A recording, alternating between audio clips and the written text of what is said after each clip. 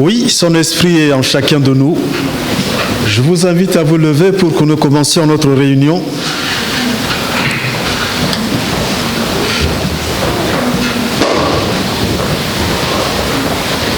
Nous allons chanter « J'entrerai dans ses portes ». Nous le prendrons 2 fois.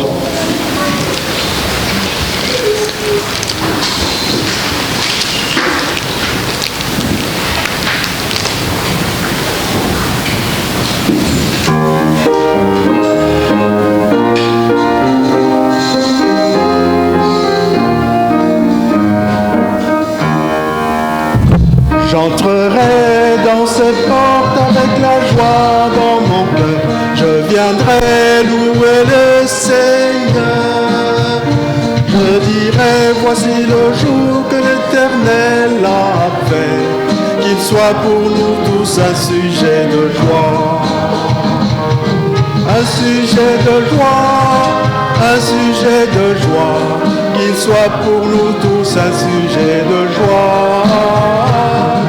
Un sujet de joie, un sujet de joie, qu'il soit pour nous tous un sujet de joie.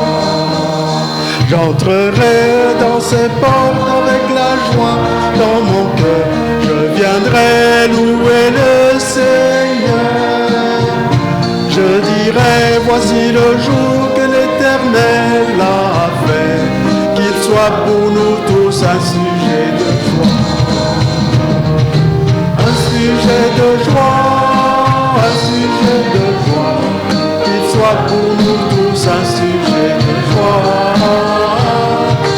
Un sujet de joie, un sujet de joie, qu'il soit pour nous tous un sujet de joie. Merci, vous pouvez vous asseoir.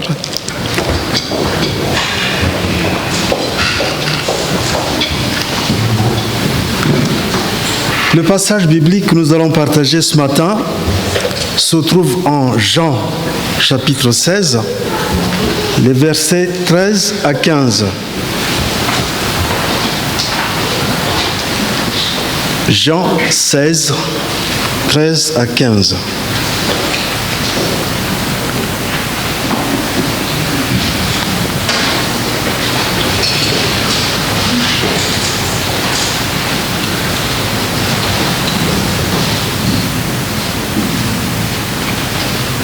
Quand le Consolateur sera venu, l'Esprit de vérité,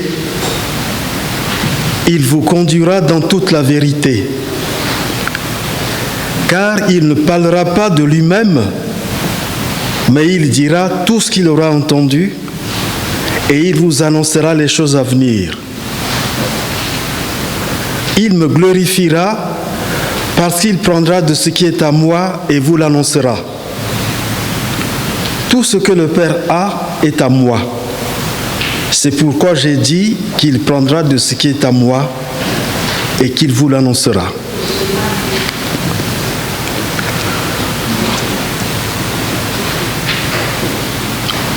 Notre prière ce matin sera la prière de toute l'Assemblée. Je vous invite à vous lever. Nous avons beaucoup de sujets. De rendre grâce à Dieu, de lui être reconnaissant pour ses bienfaits.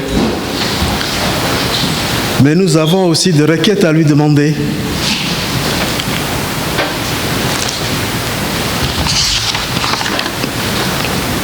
Chacun de nous, de la place où il se trouve, élèvera la voix pour prier le Seigneur en fonction des sujets que je vais énoncer. Tout d'abord, nous allons prier pour les missionnaires, ceux que nous soutenons et ceux qui travaillent à travers le monde. Au premier rang desquels nos pasteurs Paul et Alexis, et ceux que nous soutenons. Certains d'entre nous ont eu la joie de voir Jean Bayeux en Belgique et plus récemment encore Joël Chiron en Bulgarie. Prions que le Seigneur les fortifie dans leur œuvre. Prions. Que chacun de nous élève la voix de la place où il se trouve.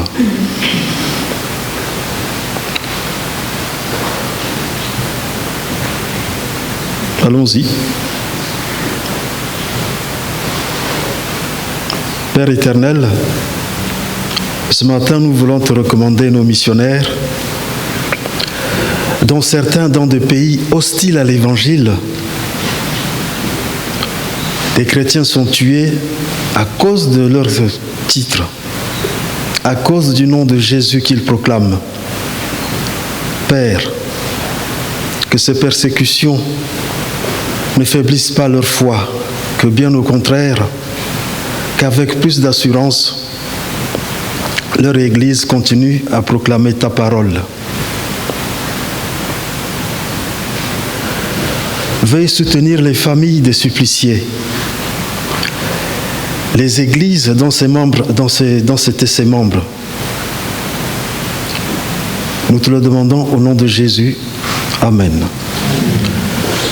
Le second sujet, nous allons prier pour la paix dans le monde, dans les États, dans les cœurs. Parce que c'est d'abord l'absence de paix dans les cœurs qui donne lieu à tous ces désordres, où des vies sont tuées, où l'être humain, cette créature de Dieu, n'est plus considéré comme un humain. Nous prions.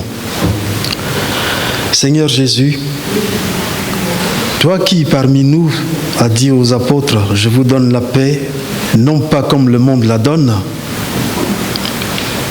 parce que dans le monde, on parle de paix, mais dans le cœur, la paix n'y est pas. Seigneur, jette un regard de compassion sur notre monde. Partout où il y a du désordre, des tueries, où l'homme n'est plus considéré comme un être humain. Seigneur, mets la paix dans les cœurs, la paix dans les cœurs des dirigeants. Notre monde en a vraiment besoin. C'est en ton nom que nous le demandons. Amen. Le troisième sujet, c'est pour les familles chrétiennes attaquées partout dans le monde. Nous ne sommes pas au courant de tout. Il se peut que même dans notre église, dans notre assemblée de ce matin, des familles, des couples soient attaqués. Soit le couple lui-même, soit à travers leurs enfants, ou à travers des intérêts qui leur sont chers.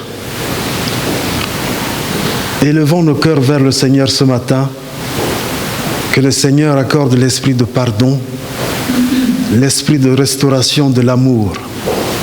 Prions. Père éternel, la première cellule de l'Église, c'est la famille.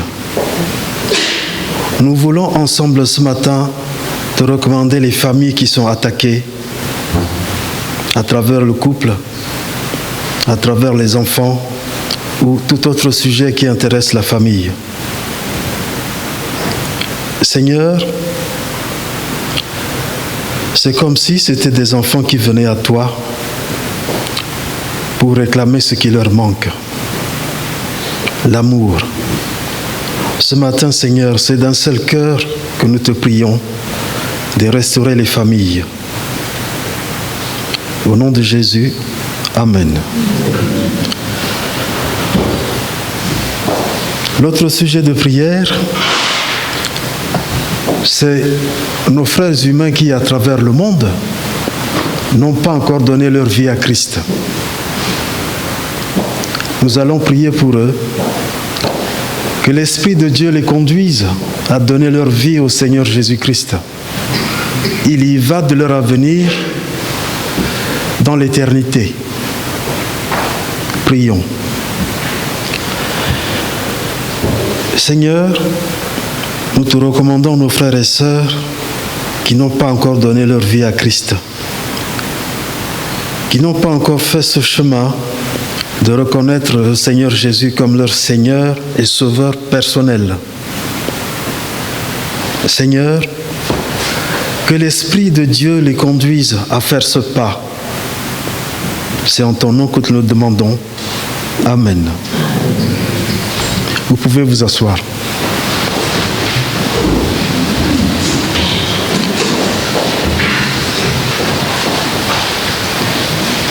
La semaine dernière, nous avons eu la joie d'avoir 4 nouveaux baptisés. Ils auraient tous pu être là ce matin, mais il y en a une qui n'est pas là pour une très bonne raison. Parce qu'après la naissance spirituelle, elle a donné naissance à la petite Déliane, Lisana, Susanna, Antounès. Nous félicitons les parents. Nous disons merci à Dieu pour cela. Et je vais demander au reste de nouveaux baptisés de se lever.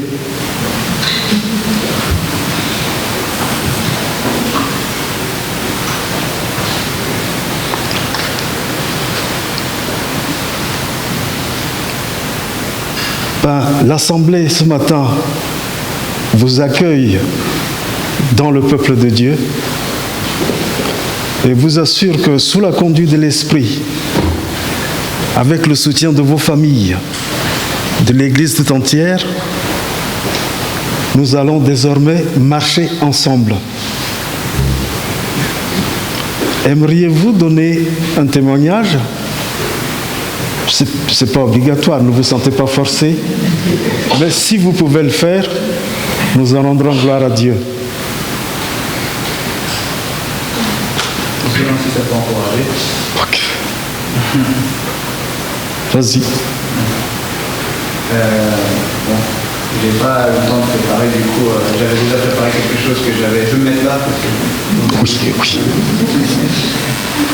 J'ai préparé un témoignage que j'ai pu lire dimanche dernier lors du baptême. Moi, je ne sais pas, mais j'ai quand même en tête. Donc, je vais essayer de synthétiser, c'est pas évident. C'est plus simple de faire plus long que plus long. Mais je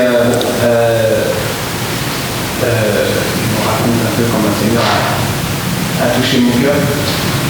J'ai connu l'église quand j'étais assez jeune. C'était à Mantes-la-Jolie en 78 par ma mère. Ma mère est croyante et mon père non, malheureusement. Et du coup, à cette église, on a pu assister quelques dimanches matin, mais ce n'était pas régulier. Par la suite, on a été sur Saint-Denis en 93. Par la suite, on a pu connaître l'église de Saint-Denis, église baptiste. C'est pareil, on a commencé à aller quelques dimanches, mais on n'était pas régulier. Et pour être honnête, j'avais déjà entendu le nom de Jésus-Christ, mais jamais réellement qui il était et ce qu'il avait fait. J'ai assisté par la suite après encore pendant la période d'adolescence au culte le dimanche. Mais bon, dans ma tête, je pensais que l'église, c'était un peu pour moi comme si je me purifiais l'âme. Je me disais, mon église, c'est quelque chose de bien. Et je connaissais l'église que le dimanche matin. D'ailleurs, l'église, je considérais l'église vraiment peut-être un bâtiment.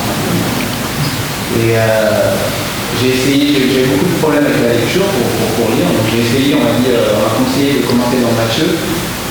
J'avais jamais eu un livre en entier avant, un livre pour Dieu, et j'ai commencé donc, ma lecture dans Matthieu.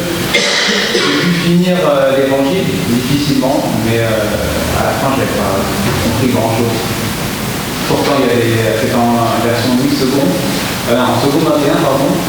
Et les mots sont parfois assez clairs, mais comme quoi on voit que sans l'esprit, on ne va pas loin. Et le Seigneur m'a gardé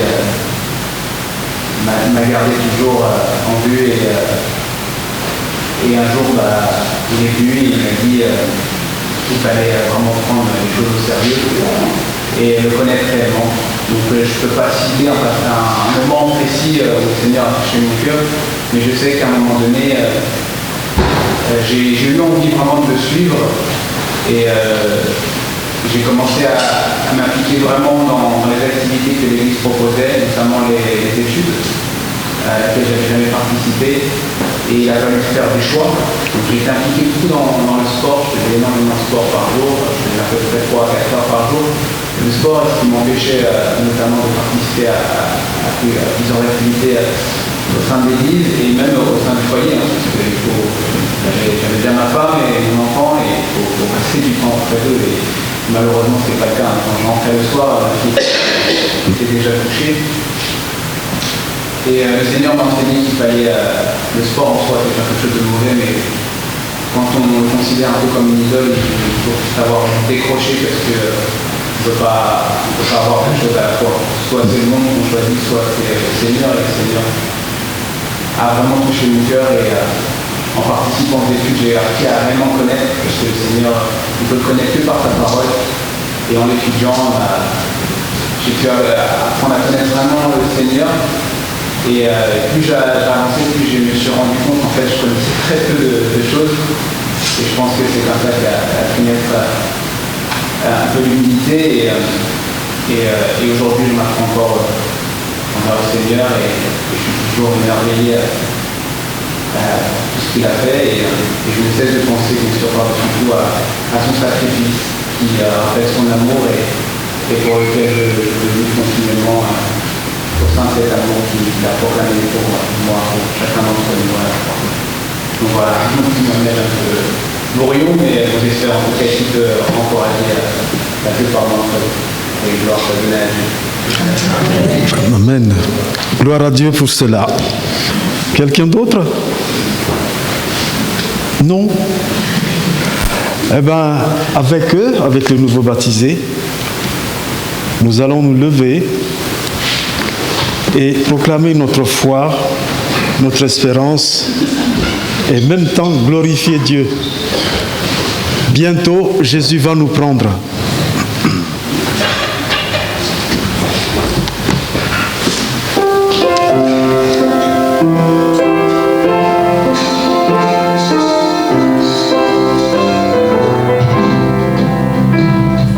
Bientôt, Jésus va nous prendre auprès de lui dans le ciel. Il nous a dit de l'attendre jusqu'au jour de son appel. Nous avons la victoire, nous vivons avec Jésus dans le ciel.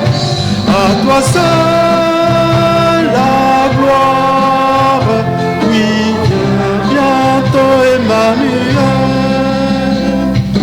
Péché, travaux et souffrances cesseront et pour toujours. Devant sa sainte présence, nous chanterons son amour. Nous avons la victoire, nous avons avec Jésus dans le ciel. À toi seul la gloire, oui, bientôt Emmanuel. Battons avec courage, attendant ce jour heureux, et chantons malgré l'orage, nous sommes victorieux. Nous avons la victoire, nous vivons avec Jésus dans le ciel. À toi seul la gloire, oh bientôt Emmanuel. Merci, veuillez vous asseoir.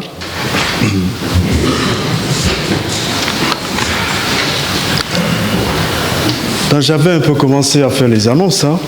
On va poursuivre. Mais avant cela, j'aimerais savoir s'il y a parmi nous des gens qui sont là pour la première fois. Nous sommes entre habitués. Gloire à Dieu. Et donc, celui qui a témoigné, ben, c'est le père de la nouvelle-née. Et il fait partie de ceux qui ont été baptisés avec son épouse. des nouveaux baptisés. Nous rendons grâce à Dieu pour cela et nous lui demandons de les accompagner, de les soutenir, en même temps que chacune et chacun d'entre vous qui se trouve là.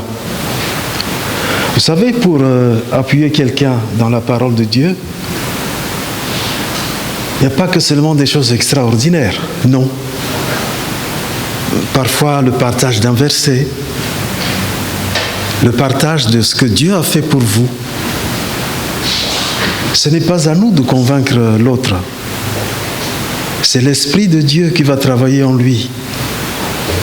C'est le Seigneur qui a promis qu'il accompagnera sa parole par des signes, des prodiges et des miracles. C'est Dieu qui travaille dans les cœurs, dans les esprits. Nous allons commencer par le spectacle de Noël. Pour la classe de Betty, elle va rester là à manger et puis pour répéter l'après-midi. Y a-t-il d'autres annonces liées au spectacle de Noël ?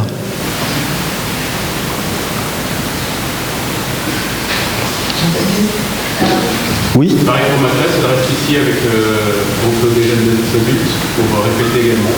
Très bien. Et également la semaine prochaine, la dernière répète, à part les répétitions générales. D'accord.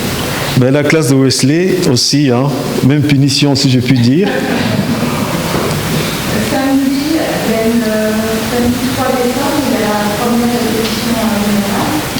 Donc, ma classe est celle de Marie-Jeanne. Il y a un collecte à 16h samedi. Ok. Donc, samedi 16h, samedi 3 décembre. Je suis assez fière de les remercier les parents d'avoir bien aidé leurs enfants à apprendre le texte, parce que pratiquement tous connaissaient bien leur texte aujourd'hui, donc ça c'est plutôt super. Très bien. Donc voilà, et continuer pour être bien à l'aise sur le Très bien. Donc samedi 3 décembre, hein, première répétition générale de la pièce de Noël. La bibliothèque ouvrira dimanche prochain, 4 décembre. C'est l'occasion de rapporter ou d'aller emprunter de nouveaux ouvrages pour vous soutenir dans votre marche à la suite de Christ. Ce soir à 17h, il y aura l'Assemblée générale du camp. Les membres ont reçu une invitation, donc je vous prie de pouvoir l'honorer. La chorale, samedi prochain à 19h. Là aussi, hein, il s'agit de préparer les chants de Noël, alors que les membres de la chorale fassent l'effort d'être présents ce jour-là. Y a-t-il d'autres annonces que je n'aurais pas faites ?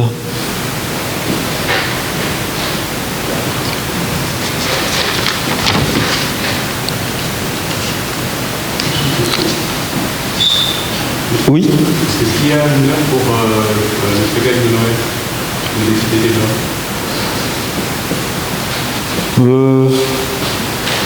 Je crois que c'est 17h. Hein ? 16h ? Ok. Ça sera le 11 décembre à 16h.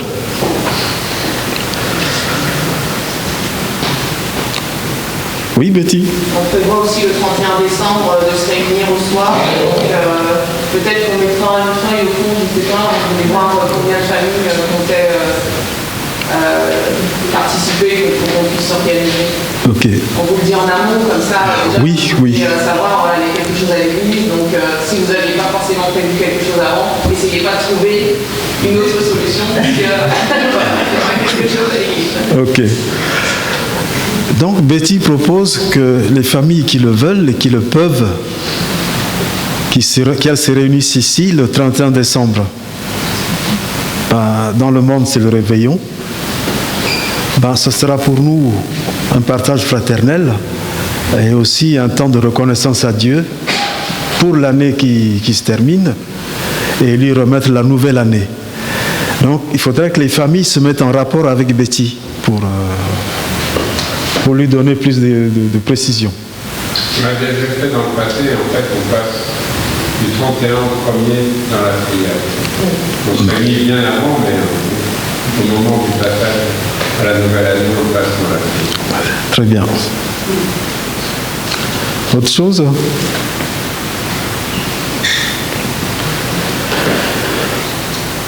Eh bien, levons-nous pour acclamer Dieu qui possède toutes choses et qui nous les donne généreusement.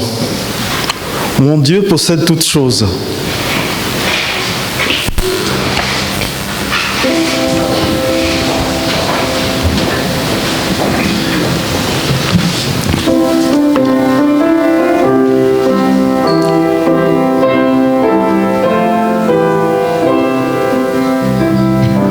Mon Dieu possède toutes choses, c'est le Dieu tout-puissant.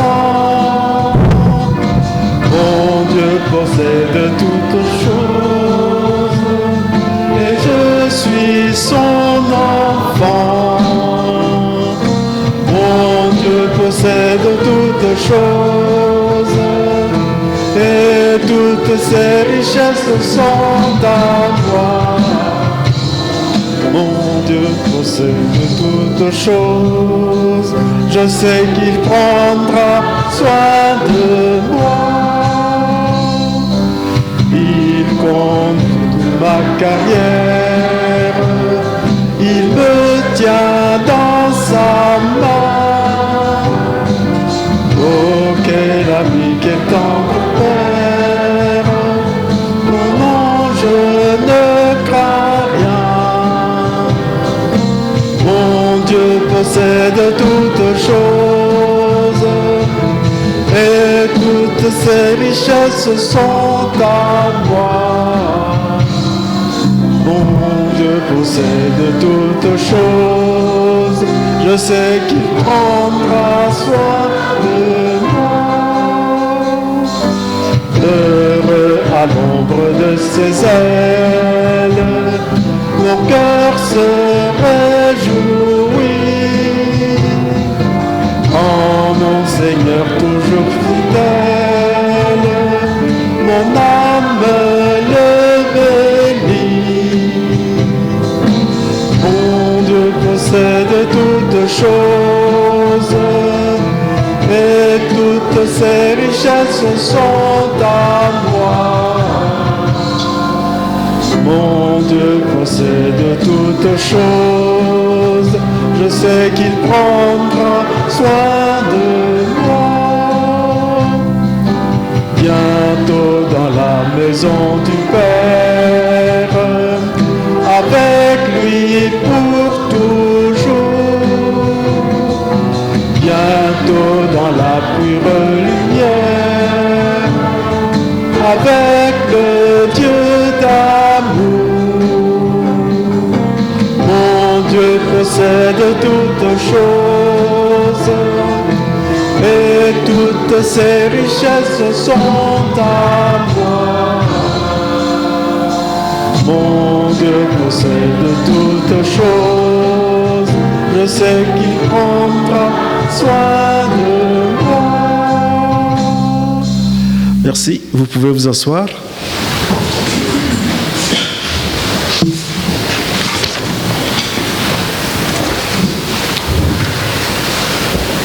Et avant les offrandes, nous allons chanter « Toi qui disposes de toutes choses ».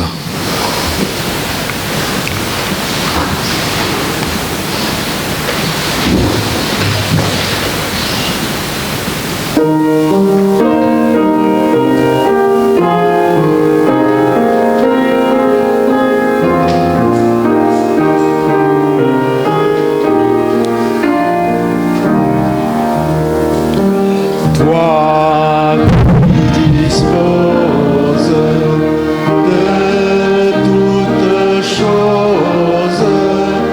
et nous les donne chaque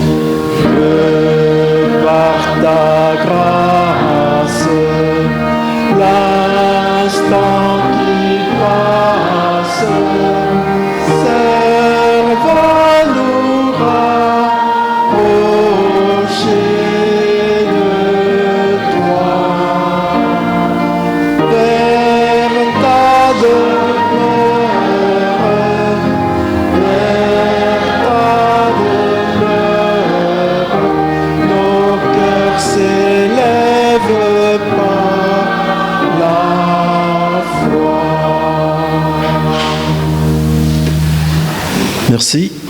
Pour les offrandes, je vais demander au frère Jessie et à Nicolas de venir.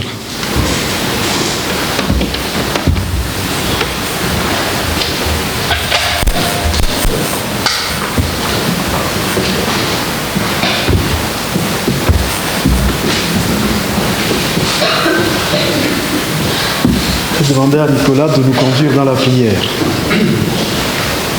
Seigneur, merci de notre maison pour que nous pour nous rendre grâce chaque jour de tout ce que nous avons fait. Comment bénir chacun de nos familles dans cette église et auprès de chaque personne qui ne peut pas venir pour les Seigneur, auprès de chaque chrétien de ce monde qui nous devons rectifier.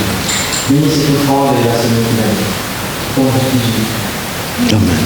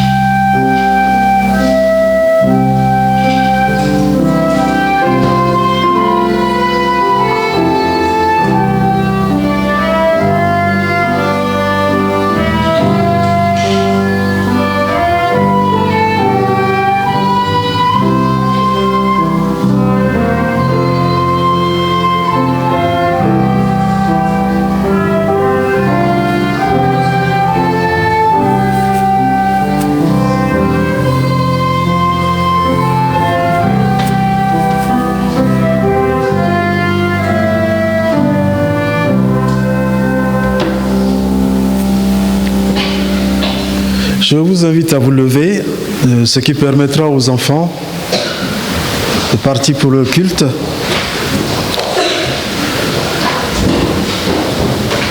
Et nous allons magnifier l'Esprit Saint. Viens, Esprit du Dieu vivant. On le prendra 2 fois.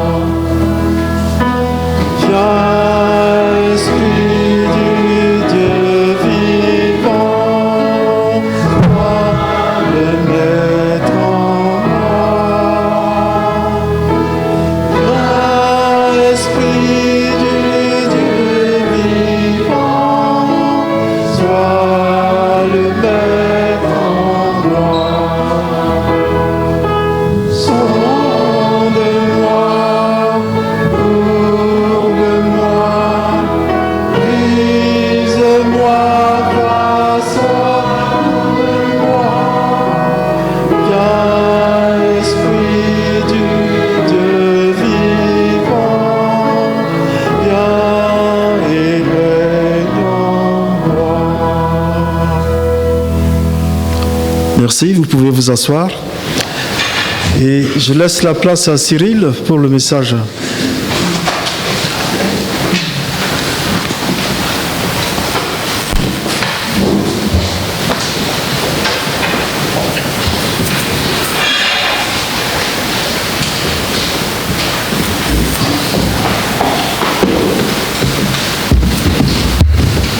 Merci Jean-Baptiste. Content de vous voir nombreux ce matin. Alors, j'ai eu quelques soucis d'informatique, pas d'imprimante, pas de batterie, mais tout s'arrange bien, le Seigneur fait bien les choses. Et nous allons avoir la possibilité d'entendre la parole de Dieu ce matin. Message bien adapté d'ailleurs. Pardon, dernier chant bien adapté au message ce matin. Et nous allons tout d'abord remettre ces instants dans la prière. Seigneur, merci, oui, pour ta grâce, ton amour, Seigneur, parce que tu nous as permis de nous réunir ce matin. Nous te remettons ceux qui sont absents, peut-être ceux qui sont malades, souffrants. Et nous voulons te louer pour différentes bénédictions, Seigneur, au sein de nos familles, Seigneur, et que tu puisses ouvrir nos cœurs à recevoir ta parole humblement, à désirer t'obéir, Seigneur, te servir en toutes choses, Seigneur, que nous prenions, Seigneur, que nous saisissions ta grâce en tant que Sauveur, mais tu es aussi notre Seigneur, et nous voulons être à ton écoute ce matin. Dispose nos esprits, nos cœurs à éloigner tout ce qui pourrait nous distraire. Au nom de Jésus-Christ. Amen.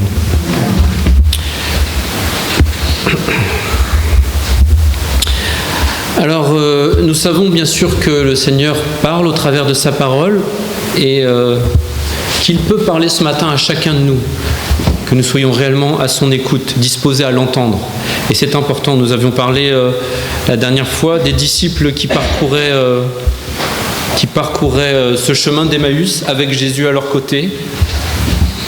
Et nous avons eu l'occasion ce matin d'avoir des témoignages, y compris la semaine dernière, lors de ces baptêmes, de nombreuses personnes de la famille, des frères, des sœurs en Christ, des baptisés, qui sont venus les encourager. C'était vraiment quelque chose de fortifiant pour chacun de nous. Et tout d'abord pour les candidats qui ont tous été élus, contrairement aux élections. Les candidats au baptême ont tous passé par les eaux du baptême dans ce pas d'obéissance. Et c'était vraiment encourageant aussi pour chacun de nous. De nombreuses bénédictions en voyant au travers de la vie de chacun que notre Seigneur connaît toutes les choses, qu'il est puissant à l'œuvre dans chacune de nos vies. Mais pour cela, nous savons qu'il faut le laisser faire, lui laisser la place dans nos vies. Comme nous en parlions lors de l'étude, toute la place. Il nous appelle à sa grâce, nous l'acceptons par la foi, puis il nous demande de lui être obéissant. Et c'est ce dont nous avons été témoins dimanche dernier. Que le Seigneur bénisse donc nos 4 frères et sœurs baptisés et continuez donc de prier pour eux. Nous avons eu l'occasion de voir notre frère Carré, qui était comme toujours fidèle au poste. Et j'en profite pour souligner qu'au sujet de sa santé, donc vous saviez qu'il est victime d'un cancer. En fait, quand il est revenu, il n'en parle pas beaucoup, il est très discret à ce sujet-là, mais il devait faire une dernière séance de chimio. Et quand il est revenu des États-Unis en septembre, et en fait, ils lui ont dit que pour l'instant, les résultats étaient bons. Donc il espère, donc il aura de nouveau un contrôle dans 3 mois. Il espère que ces contrôles pourront s'espacer. Continuez à prier pour sa santé. Et lorsque j'entendais d'ailleurs ces témoignages de la semaine dernière, je pensais que chacun de nous qui a reçu le Seigneur dans son cœur, dans sa vie, a une histoire différente à raconter. Et chacun a son histoire, personne n'a la même. Certains sont attirés par l'amour de Dieu, d'autres par le vide qu'ils ont dans leur cœur lorsqu'ils ne le connaissent pas, d'autres par la reconnaissance de sa grâce, d'autres peut-être par son soutien dans une épreuve qu'ils traversent parce qu'ils sont accablés. D'autres sont peut-être aussi, fortifiés, encouragés par le fait de réaliser leur état sans valeur en tant que pécheurs. Mais nous avons une grande valeur aux yeux de notre Seigneur et c'est ce qui est encourageant. Et la Bible nous dit donc que nous avons une grande valeur et que c'est lui qui nous a aimés le premier. Et c'est pour cette raison que nous ne méritons pas sa grâce. Et donc chacun a son histoire. Mais le Seigneur est grand et puissant pour agir et nous mener à sa volonté à chaque instant. Tout genou fléchira devant lui, nous dit la parole de Dieu, y compris les genoux de ceux qui le rejettent. Ils devront reconnaître qu'il est l'Éternel, le Tout-Puissant, et que rien ne fait sans sa volonté. Et le fait de présenter son témoignage est toujours un plaisir pour chacun de nous et également une excellente opportunité de présenter l'Évangile à quelqu'un qui ne le connaît pas dans sa vie. En expliquant simplement ce qu'il a fait pour nous, la condition dans laquelle nous étions avant de le connaître dans nos vies, combien nous avons réalisé par sa parole vivante, par cette graine qui a été semée, peut-être par un voisin, un frère, un ami, quelqu'un de la famille, cette graine semée en nos cœurs et qui nous a permis de réaliser combien nous avons besoin de cette réconciliation et cette paix avec lui. Et c'est vraiment des témoignages qui fortifient les membres du corps. Nous entendrions notre frère Jesse à l'instant, mais c'est encourageant pour chaque personne. Et nous comprenons alors combien nous avons de lui et combien le Seigneur nous appelle. Et parfois c'est long.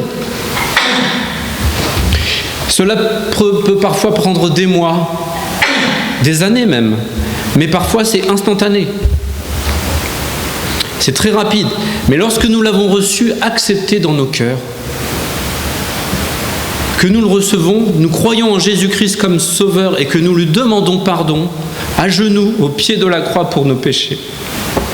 C'est à ce moment qu'il débute son œuvre en nous. Car nous sommes tellement salis par ce péché, tellement coupables envers notre Créateur.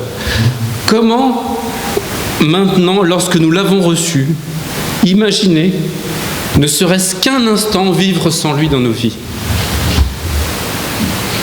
Et c'est lorsque nous le recevons qu'il nous permet de recevoir l'Esprit Saint que nous venons de chanter. Nous recevons l'Esprit Saint en nous et c'est de cet Esprit que j'aimerais vous parler ce matin. Non pas moi, mais le Seigneur au travers de sa parole. Et nous allons donc ouvrir nos Bibles dans le livre d'Éphésiens au chapitre 5, s'il vous plaît, et nous allons débuter la lecture au verset 6. Éphésiens 5, verset 6.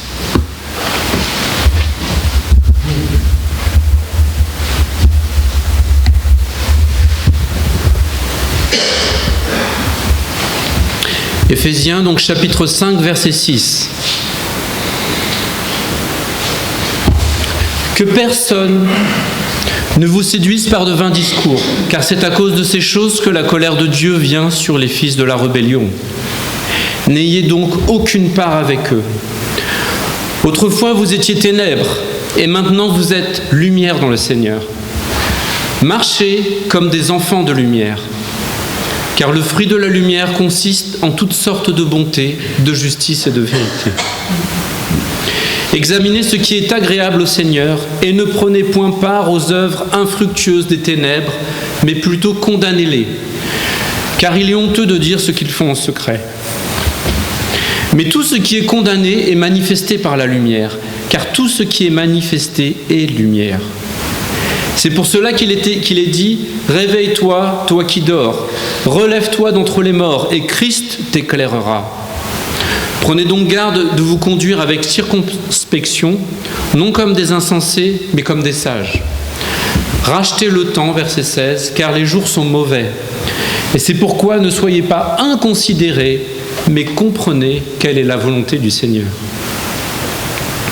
Verset 18, « Ne vous enivrez pas de vin, c'est de la débauche. Soyez au contraire remplis de l'esprit. Entretenez-vous par des psaumes, par des hymnes et par des cantiques spirituels, chantant et célébrant de tout votre cœur les louanges du Seigneur. Rendez continuellement grâce pour toutes choses à Dieu le Père, au nom de notre Seigneur Jésus-Christ. » Alors nous avons ici un passage qui est riche en enseignements, riche en paroles, riche en ordonnances dans ce chapitre du livre d'Éphésiens. Et nous allons tout d'abord regarder un petit peu le contexte. Nous savons ici que c'est l'apôtre Paul, bien sûr, qui a écrit ce livre d'Éphésiens une fois de plus. Et il écrit d'ailleurs beaucoup de lettres et d'épîtres, et en particulier lorsqu'il était en prison. Et là, il est en prison justement quand il écrit cette lettre. Il était emprisonné, pas parce qu'il avait fait de mauvaises choses, mais uniquement à cause de l'évangile de Christ. Par sa foi, son témoignage était la cause de cet emprisonnement. Il était éprouvé, persécuté pour l'œuvre de Christ. Et cela n'est pas une menace dans notre pays pour le moment en tout cas, mais cela pourra arriver en nous approchant des derniers temps. Et donc cette épître aux Éphésiens se compose de 2 grandes parties. La première partie concerne, ou je dirais fait un focus dans le livre des Éphésiens, sur l'Église que Paul représente comme le corps de Christ. Et l'apôtre Paul souligne donc que le mur qui séparait les Juifs et les non-Juifs a été détruit par l'œuvre à la croix de Jésus-Christ.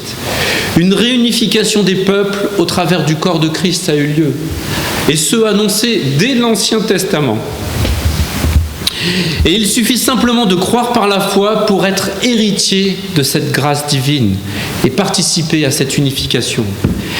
La deuxième partie du livre d'Éphésiens représente un ensemble d'encouragements, d'exhortations qui appellent tous les membres de l'Église à vivre dans la paix, dans l'unité du corps, la fraternité en gardant cette foi en Jésus-Christ. Et concernant plus particulièrement notre passage, il s'agit ici de la sainteté chrétienne opposée aux mœurs corrompues des païens. Et dans cette église d'Éphèse, et comme dans toutes les églises, je devrais dire, et Paul la connaissait bien, et il parlait de se méfier des faux docteurs qui étaient à l'extérieur de l'église et des hommes qui, à l'intérieur de celle-ci, se disent croyants mais enseignaient des faussetés. Et j'aimerais plus particulièrement attirer votre attention sur 2 passages. Je relis le verset 8 et le verset 18. Autrefois, verset 8, vous étiez ténèbres et maintenant vous êtes lumière dans le Seigneur. Marchez comme des enfants de lumière. Et au verset 18, ne vous enivrez pas de vin, c'est de la débauche, mais soyez au contraire remplis de l'Esprit. Alors, en ce qui concerne le verset 8, ce verset nous explique que les chrétiens qui ont reçu Jésus-Christ sont des enfants de lumière. Ils sont donc à l'image de notre Sauveur, de Jésus-Christ. Ce sont des lumières spirituelles. Nous sommes, si nous l'avons reçu, des lumières spirituelles. Et c'est comme ça que nous devons marcher conformément à cette nature qui est la nôtre. Nous ne pouvons pas marcher dans les ténèbres puisque nous avons connu, rencontré la lumière de Christ. Et combien la créature de Dieu est faite dès son origine et définitivement pour la lumière. Lorsque le soleil est présent, nous sommes de bonne humeur. Bien souvent remplis d'entrain, on est capable de retourner des montagnes, de se mettre à ranger la maison, des choses qu'on ne faisait pas peut-être avant, qu'on repousse. Nous sommes heureux de profiter de cette lumière du soleil jusqu'à 22h en été, n'est-ce pas ? Alors que combien notre esprit est limité lorsqu'il ne voit pas. Combien nos pensées fabulent lorsque la nuit est tombée. On s'imagine toutes sortes de choses qui n'existent pas. Nous sommes dans la crainte et nous prenions facilement peur. Et il n'y a pas que les enfants qui désirent garder une lumière allumée près d'eux la nuit, n'est-ce pas ? Nous aussi, nous avons des craintes la nuit. Alors cela va encore augmenter les consommations d'énergie qui sont si précieuses et si chères en ce moment de laisser la lumière allumée la nuit, mais c'est comme ça. Et donc en tant que chrétiens nés de nouveau, nous sommes donc éclairés et la lumière est notre Seigneur. Par la suite, Paul explique et qu'il explicite le fruit de cette lumière, car nous sommes en effet dans ce monde, mais nous ne faisons pas partie de ce monde. Et en tant qu'enfants de Dieu, nous devons être les lumières de ce monde. Et l'apôtre Paul tient à mettre en évidence ici que les croyants nés de nouveau ne peuvent pratiquer les mêmes choses que les païens, en faisant référence à ceux qui sont à l'extérieur de l'Église. Petite parenthèse d'ailleurs, fréquenter une église ne suffit pas pour être dans la lumière. On peut voir la lumière, être éclairé par la lumière, mais cela ne suffit pas. Et l'apôtre Paul exhorte aussi à mettre de l'ordre dans l'église, ou ce qu'on appelle la discipline d'église, car cette église d'Éphèse rencontrait des problèmes, comme toute église d'ailleurs. Et c'est au verset 18 que nous avons la solution pour marcher dans la lumière. Au verset 18, Paul explique ici comment la sagesse spirituelle agit au niveau de la conduite de l'homme. Et ce verset est d'ailleurs composé d'une partie positive et d'une partie négative. Tout d'abord, je cite « Ne vous enivrez pas de vin ». C'est une image, et ce verset fait allusion non simplement au fait de rester sobre en rapport du vin ou des boissons contenant de l'alcool, car c'est en effet une image. Mais lorsqu'on regarde à la base de l'expression originale, il est d'ailleurs question dans la deuxième partie de débauche ou de désordre, et non pas d'être ivre à la suite de ces paroles, ne vous enivrez pas de vin.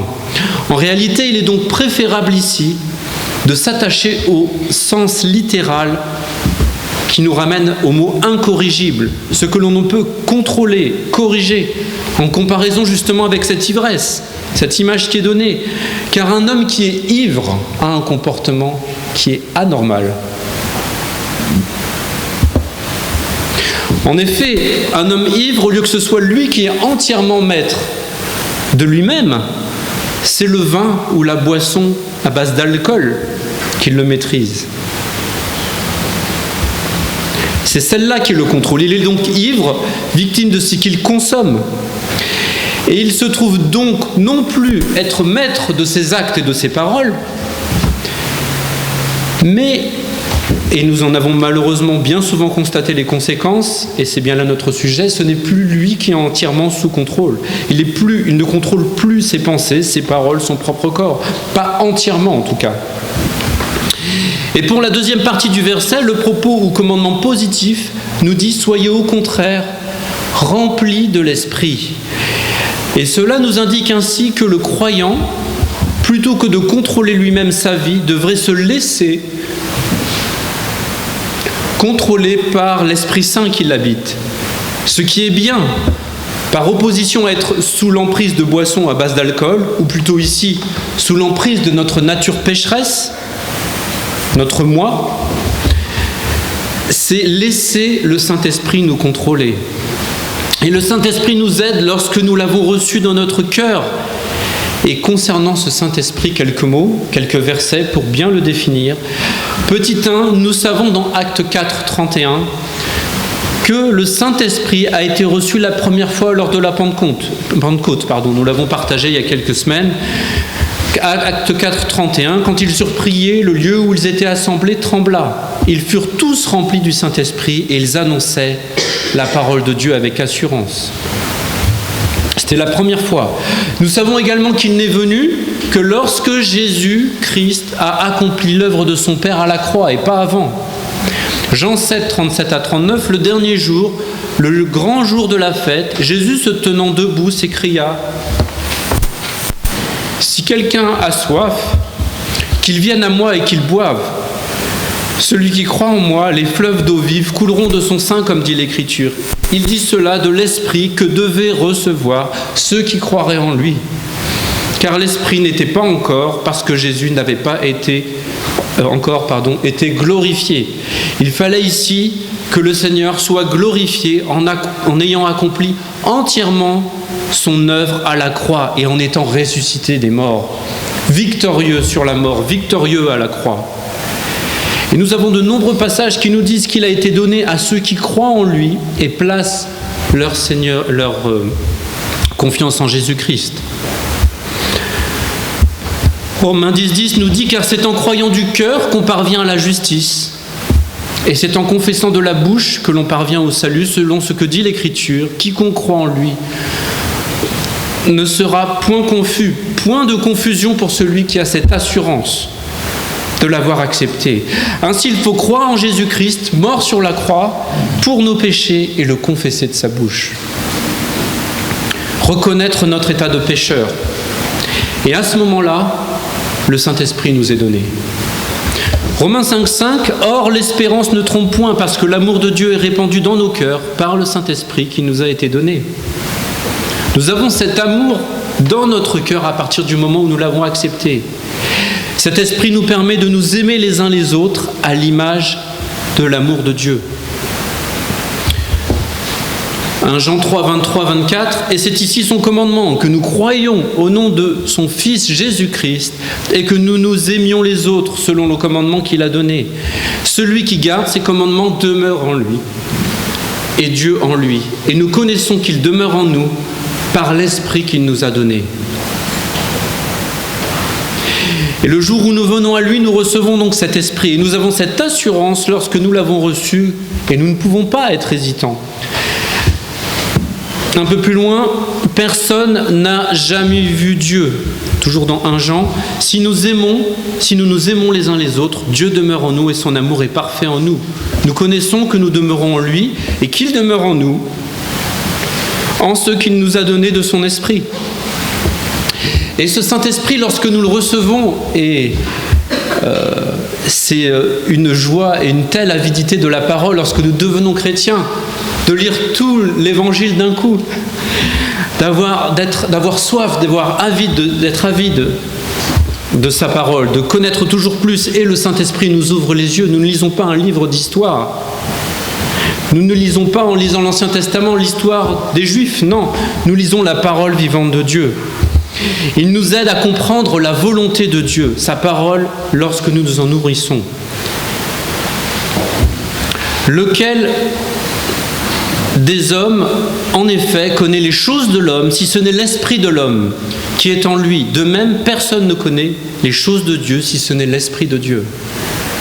Or, nous n'avons pas reçu l'esprit du monde, mais l'esprit qui vient de Dieu, afin que nous connaissions les choses que Dieu nous a données par sa grâce. 1 Corinthiens 2, versets 11 à 12. Il nous aide à comprendre sa volonté et sa parole. Il est aussi appelé le consolateur. Je prierai le Père, il vous donnera un autre consolateur, afin qu'il demeure éternellement avec vous. L'esprit de vérité que le monde ne peut recevoir, parce qu'il ne le voit point et ne le connaît point.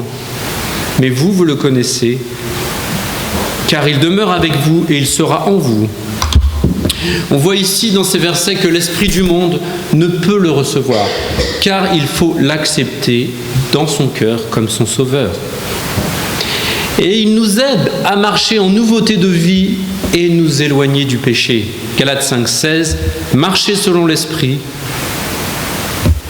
et vous n'accomplirez pas les désirs de la chair. Quelle assurance, quelle force! Et on peut dire de façon plus juste que le Saint-Esprit est en fait l'agent, comme une personne qui nous remplit de Jésus-Christ.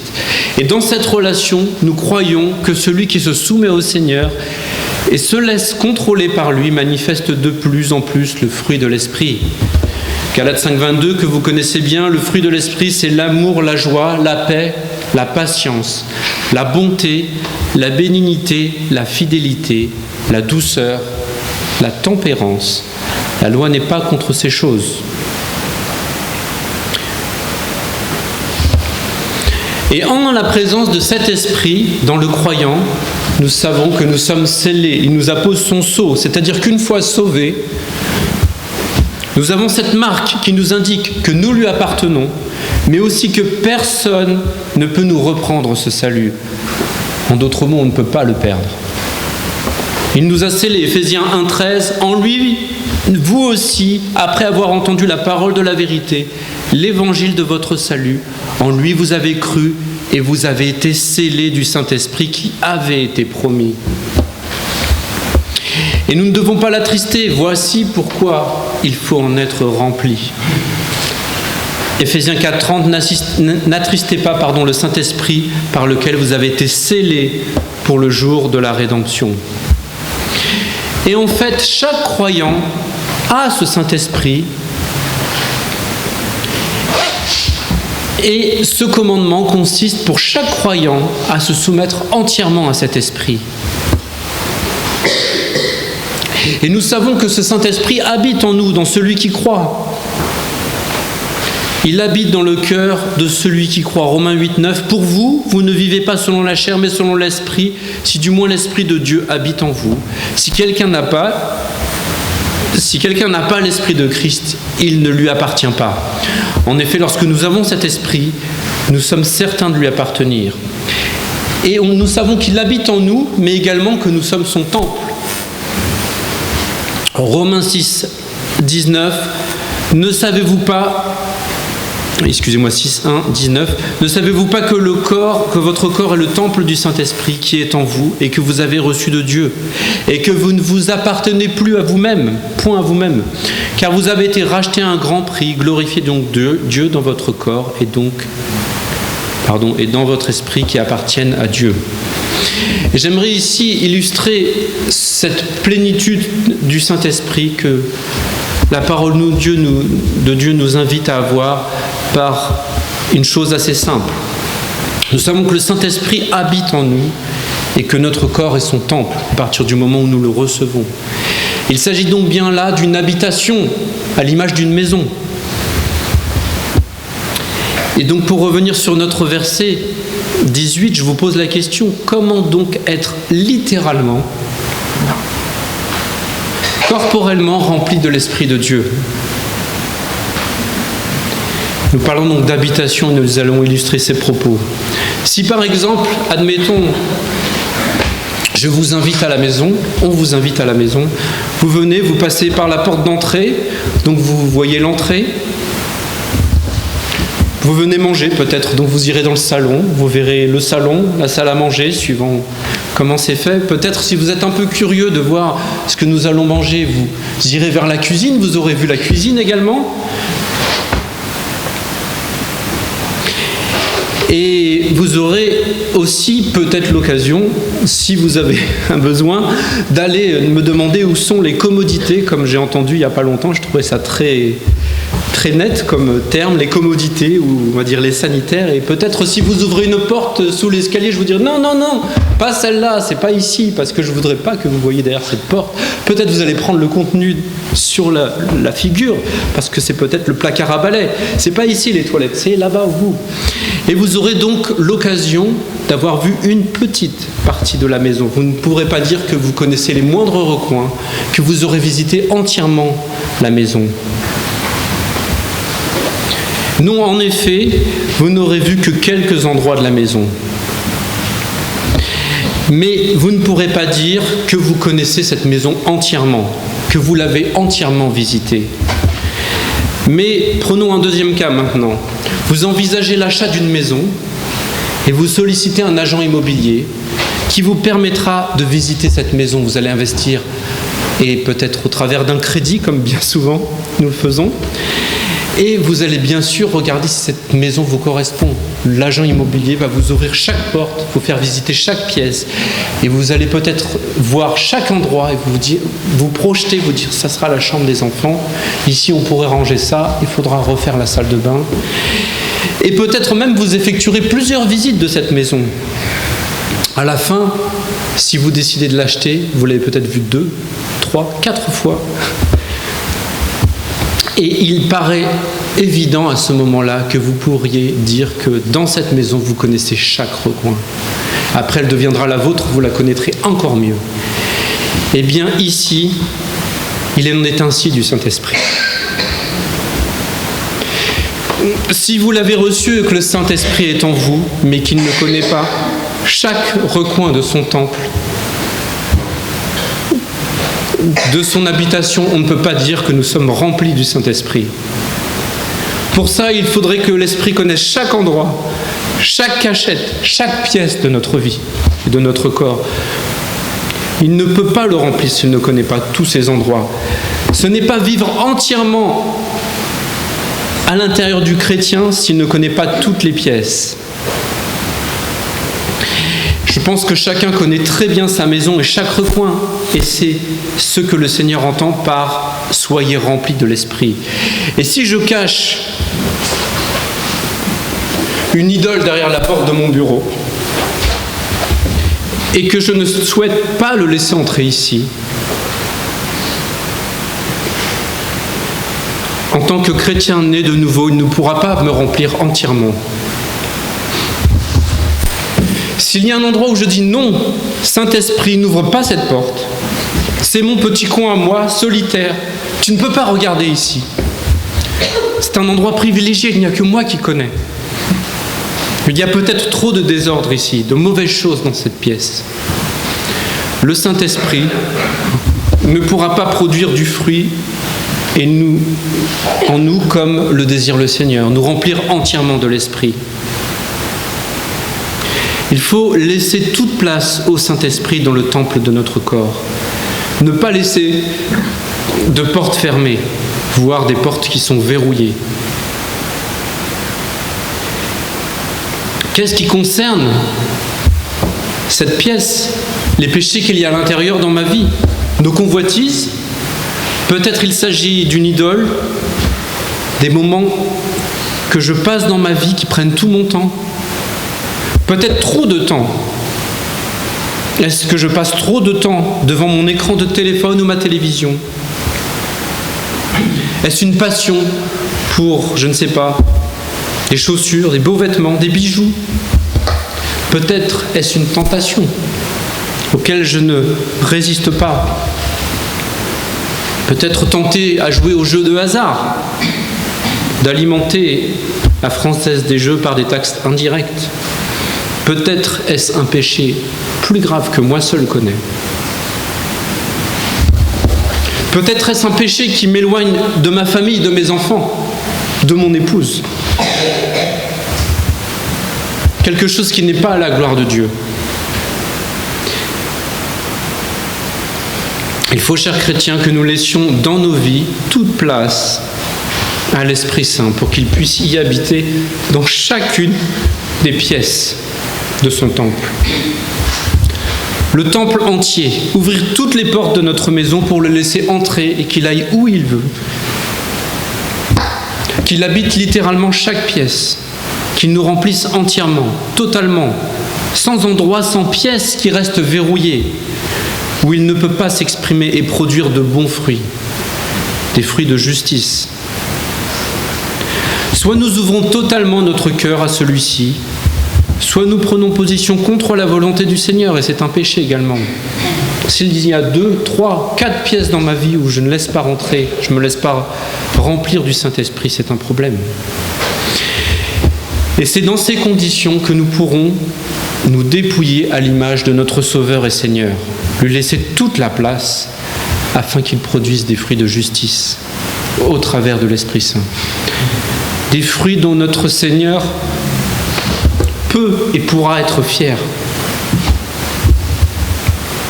Refléter entièrement l'amour de Jésus donné à la croix pour nous. Lui qui n'a fait aucun cas, sans compromis, jusqu'à donner sa vie, il a obéi au Père en toutes choses, par amour pour l'humanité. Pour nous tous ici, pour vous, pour moi, pour chacun de nous. Voilà ce que le Seigneur veut. Soyez remplis du Saint-Esprit, laissez-lui toute la place. Réveillons-nous comme l'indique le verset suivant et laissons toutes ces choses au monde, toutes ces choses du monde pour vivre la gloire entière à notre Seigneur. Son désir est de nous communiquer sa vie et la puissance du Seigneur. Cependant, nous ne pouvons attrister l'Esprit car en lui résistant ou en nous livrant au péché, cet esprit qui demeure en nous, en tant que croyants, ne nous quitte pas, mais il cesse de manifester sa puissance au bout d'un moment.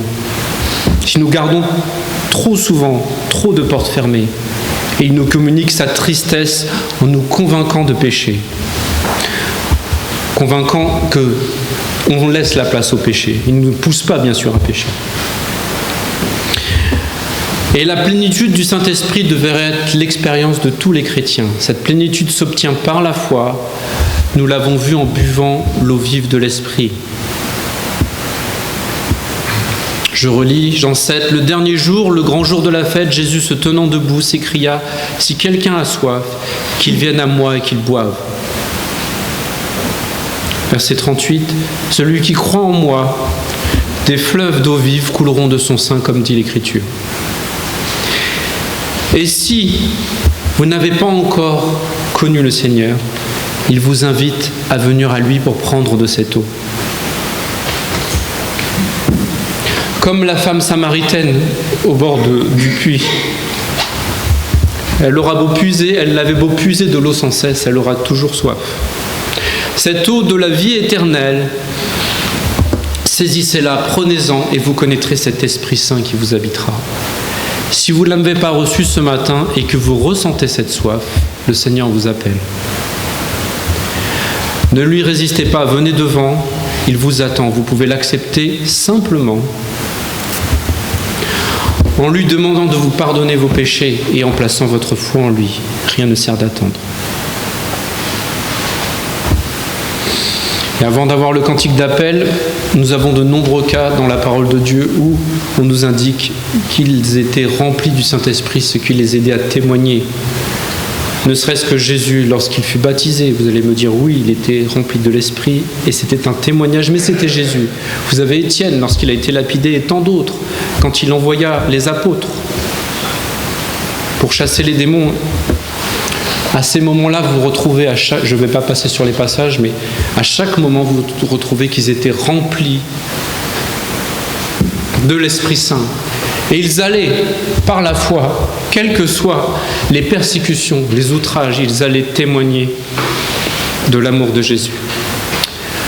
Voilà, je vais vous demander de vous lever, nous allons avoir le cantique d'appel.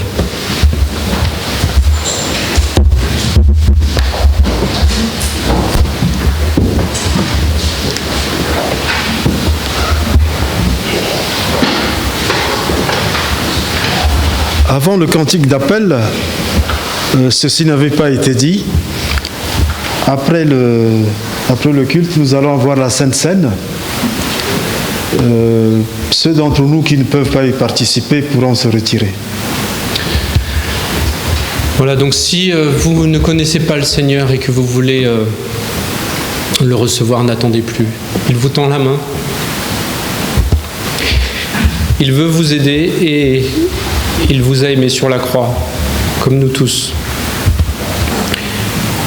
Et c'est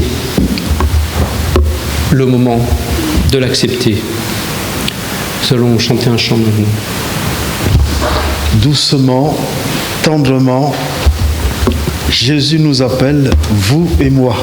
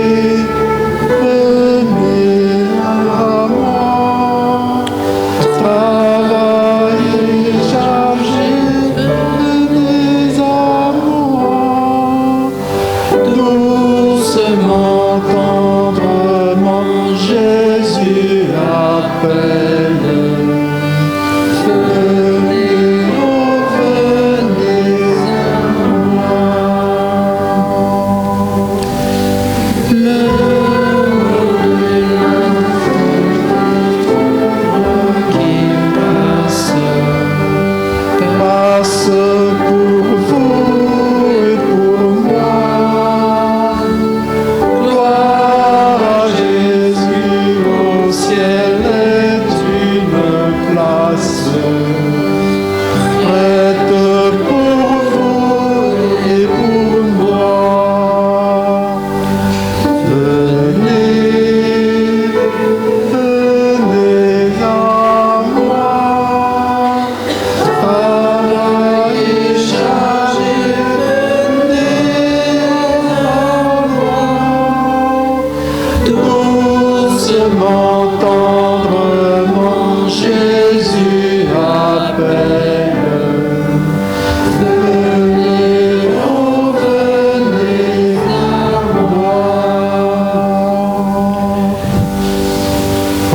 le Père Thiago pour la Sainte Seine.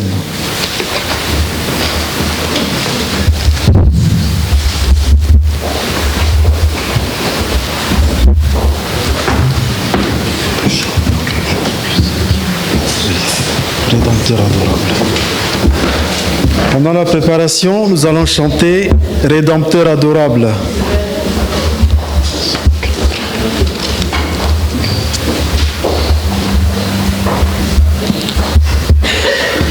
Je demanderai à Guy de venir et à David.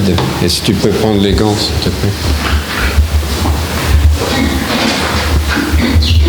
Donc on va avoir une strophe. Ça permettrait à ceux qui ne veulent pas participer de pouvoir sortir.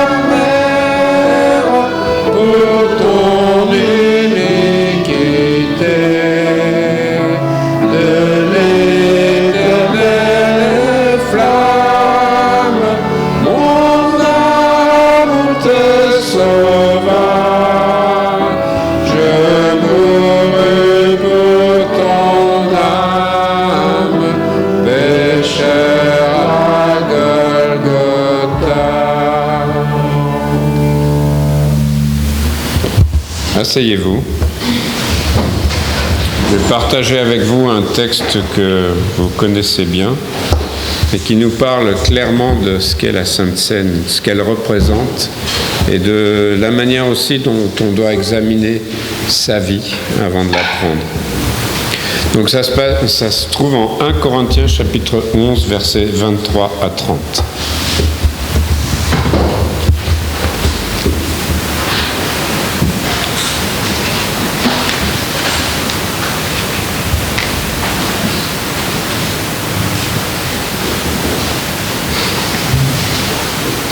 Car pour moi, j'ai reçu du Seigneur ce que je vous ai aussi enseigné.